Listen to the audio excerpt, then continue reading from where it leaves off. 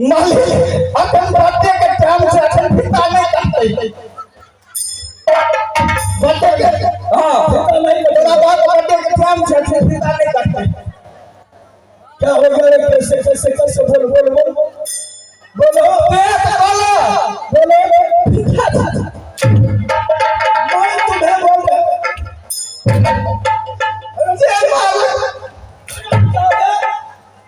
मैं तुम्हें बोला हूँ जो मेरे पिताजी के समाचार बताओ क्या पिता करने का जरूरी है पिता करने का जरूरी है मैं बोला तुम्हें समाचार कहने के लिए जो कैसे समाचार है मेरे पिताजी का दरबार में बाबूजी के समाचार हाँ हाँ और पापा जी फिर वही बात मारा बोल मैं मारा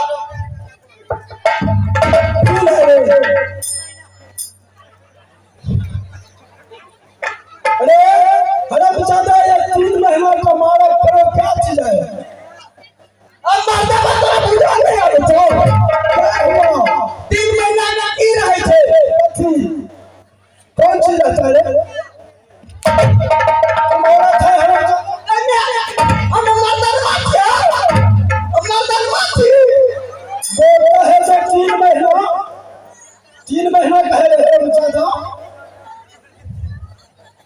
मार दूंगा हटा दे नहीं है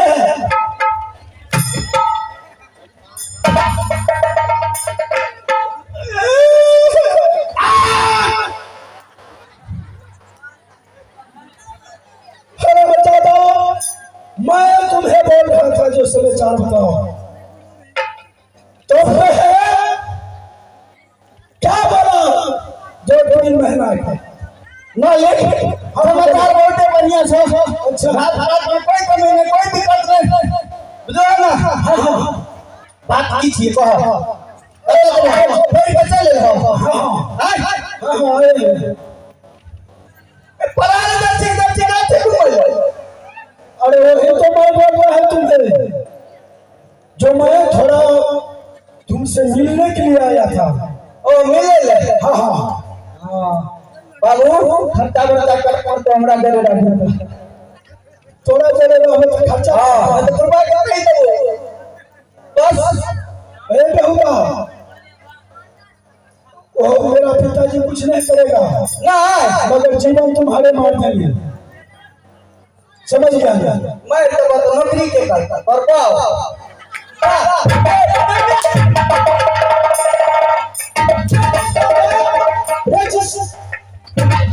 खाते हो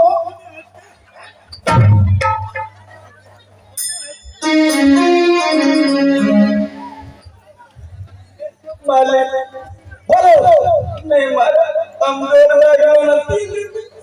3 दिन से कमजोर हो गया अच्छा ठीक है नहीं मारेंगे जो कौन बचेगा मैं सुनेंगे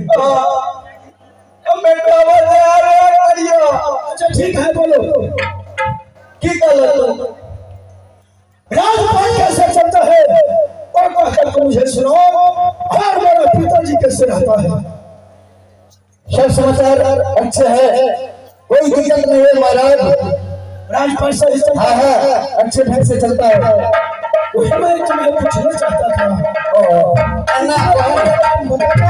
इतने मार नहीं लगता तुमको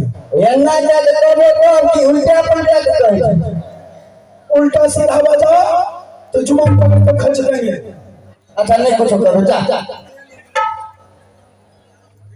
मैं जा रहा हूँ उसको अगर मेरे पिताजी से बोलेगा जो कैसे है ये नहीं कहना जो दीवाना हो गया है शिकार खेलता है दीवाना भाई ऐसे नहीं बोलना तुम बोलता है जो शिकायत कर देंगे